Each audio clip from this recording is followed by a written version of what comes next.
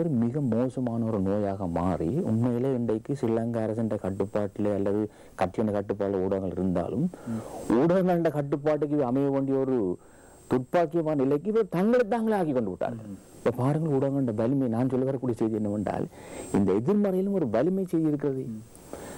நாங்கள் நேர்மறையாக பேச வேண்டிய ஆட்கள் இந்த வலிமையை எவ்வாறு கொண்டு வரணும் என்பதற்கு தான் நாங்கள் இன்றைக்கு பேசிக் கொண்டிருக்கின்றோம். இன்றைக்கு அறிகுறிகள் துவங்கிவிட்டோம். உண்மையிலே சொன்னது போல எங்களுடைய பத்திரிகைகள், அதாவது உங்களுக்கு தெரியும் ஊடகம் என்பது என்ன இன்றைக்கு ஆகிவிட்டது. பத்திரிகைகள் மட்டுமல்லவே புத்தகங்கள், பருவேதல்கள், இசை நிகழ்ச்சிகள், கார்ட்டூன் படங்கள், திரைப்படங்கள், இன்னும் ஒவ்வொருவராக விரிந்த ஒரு பெரிய மகத்தான ஒரு அணியாக மாறிவிட்டது. நாங்கள் எங்கே நிற்கிறோம் உங்களுக்கு? நாங்கள் ஊடகம்டா பத்திரிகை மட்டும் தான் எங்களுக்கு இன்றைக்கு ஊடகமாக இருக்கிறது. நாங்கள் தொலைக்காட்சி தாண்டி இணையம் தாண்டி காலடி வைக்கிறோம். ஆகவே நாங்கள் இந்த சவாலை புரிந்து கொண்டு மிக விரைவாக ஒரு பகுத்தறிவான அறிவுபூர்வமான ஒரு ஊடக உலகத்தை தமிழ் அணியினர் உருவாக்கும் பொழுது அது வெறும் அரசியல் மாத்திரமல்ல, அரசியல், அறிவியல், எங்களுக்கு தேவையான உணவு என்ன, எங்கள் சூழல் என்ன, வாழ்தல் என்ன, புரியல் என்ன என்பது பலதரப்பட்ட செய்தியை உள்ளடக்கிய ஒரு பாங்கு எங்கள் தமிழ் தேசத்தை உருவாக்கப்படணும்.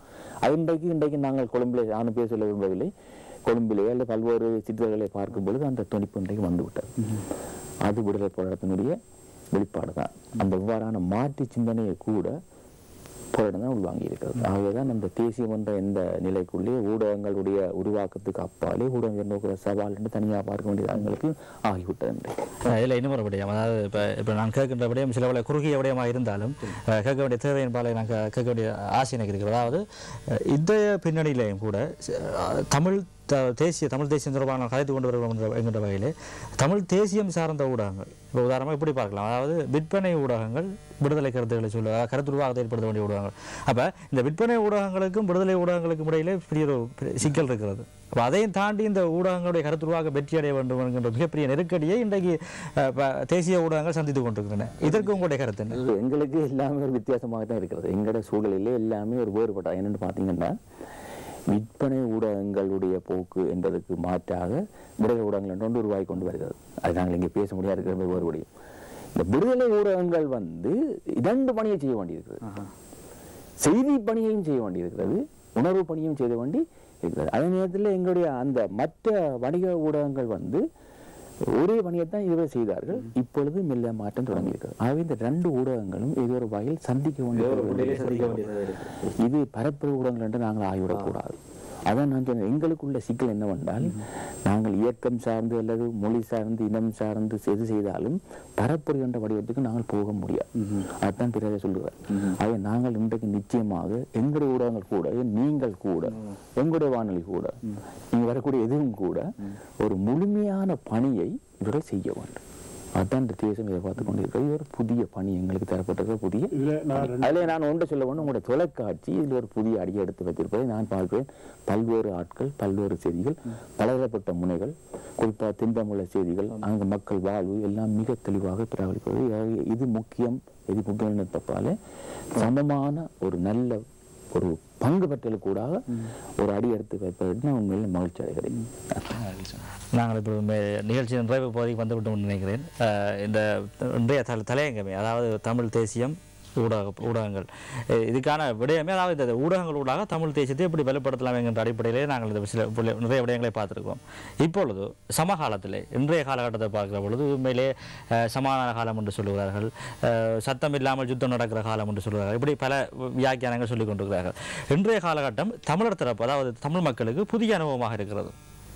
இது மிக முக்கியமான விஷயம். இந்த புதிய அனுபவமாக இருக்கிற அப்போ இதில் இருந்து அவர்கள் மீண்டால் வெற்றியாகும்.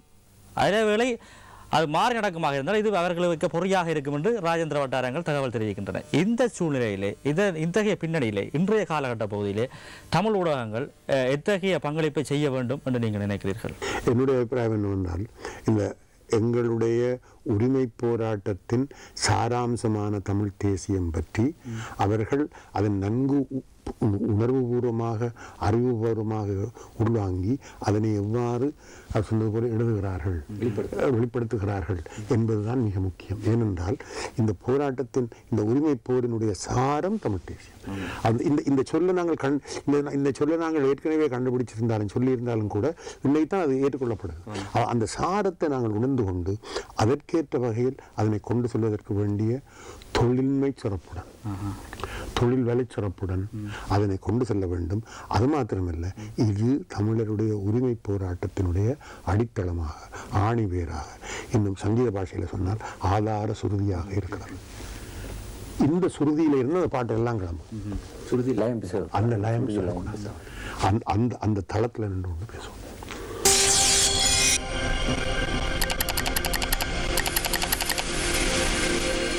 சரிநேயர்களே, இது நிகழ்ச்சி நிறைவடைவதற்கான நேரம்.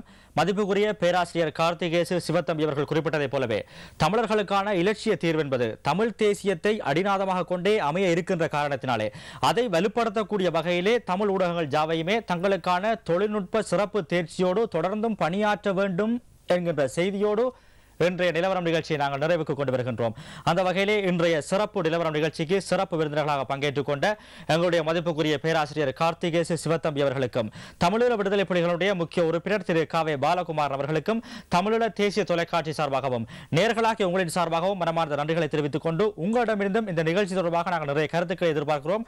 உங்களுக்கு ஏற்கனவே தெரிந்திருக்கும் எங்களுடைய வளமையான தொலைபேசி இலக்கம் 094 21 228 58 79 என்கிற இலக்கம் ஊடாகவோ அல்லது எங்களுக்கு மின்னஞ்சல் முகவரி comments@tamilndt.net என்கின்ற மின்னஞ்சல் முகவரியோடாக எங்களுக்கு கருத்துக்களை வழங்குங்கள்.